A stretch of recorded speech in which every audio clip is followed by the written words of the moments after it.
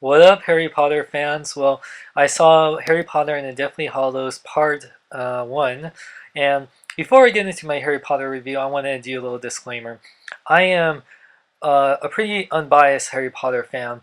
Harry Potter came out during the time I was in high school, and my younger brother Corey was more into Harry Potter than I was, and I went to see it with him, and he's the one that read the books, all the books, especially the Deathly Hallows. I never really read the books. I mostly know the general synopsis of like the characters and the stories, and I never actually even watched any Harry Potter films in theaters up until this one. I've always just seen them on after they came out, like on DVD or TV, whatever. And it's not that I don't like Harry Potter. I get the appeal of it. It's definitely something that, whereas people like myself like superheroes in action or things like Transformers, Marvel, comic book stuff, or other people like things, whether it's anywhere from Lord of the Rings or Harry Potter. I actually grew up liking magic, but I was more into magicians like Houdini and you know that kind of stuff.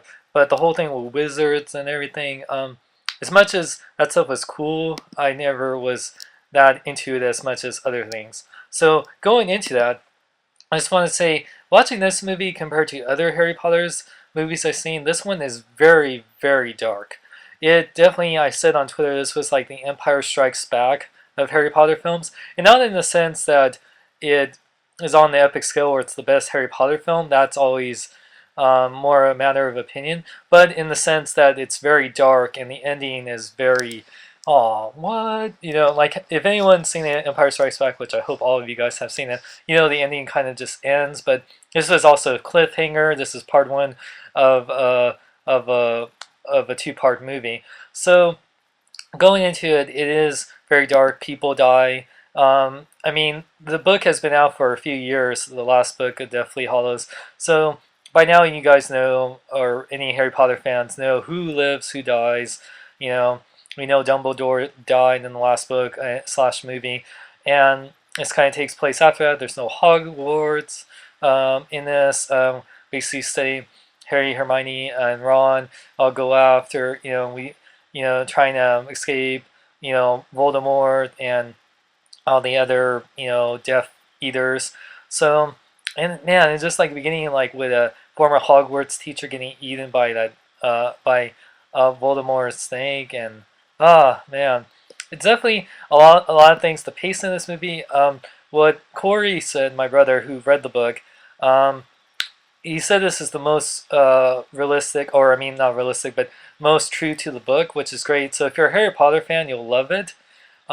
If you're a casual Harry Potter fan or a person that's more into epic action movies, I mean, even I have to say, watching the original Lord of the Rings movies, or not original, but the ones that came out a few years back, with those were always like, yeah, it's how I feel with the Harry Potter movies as I feel with the Lord of the Rings movie.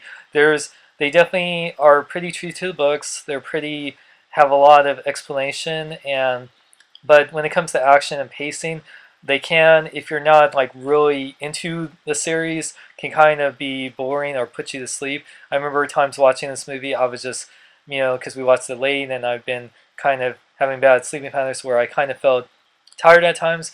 But not saying that it's a boring movie, it's just saying that you have to be really into it and be really a Harry Potter fan for it to catch your attention.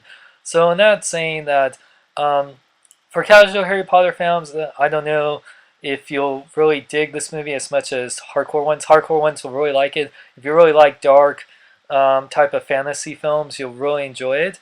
But yeah, man, it was really sad. The ending was really sad. Man, just having the see, gosh, man, I'm trying to go the key points here. Dobby die. I mean, I know the spoiler, but yeah, just seeing him die was really sad, and I know I can't wait for part two just to get that conclusion that this one kind of left in the void. So yeah, I hope you guys enjoyed my review. I know it's all over the place, but that's coming from an unbiased Harry Potter fan. So overall, I give it a 4 out of 5. Really dark, but pretty enjoyable for a Harry Potter film.